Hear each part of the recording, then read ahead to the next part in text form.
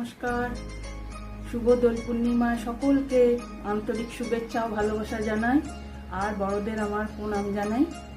তোমরা নিশ্চয়ই দোল পূর্ণিমায় সবাই খুব পূর্ণিমার ঠাকুরের পুজোয় ব্যস্ত, তবু সবাই খুব আনন্দ করো, দোল খেলো, খুব আনন্দ করো।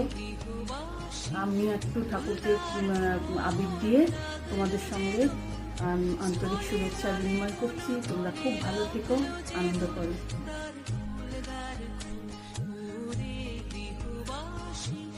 ফুলদার ফুল লাগলো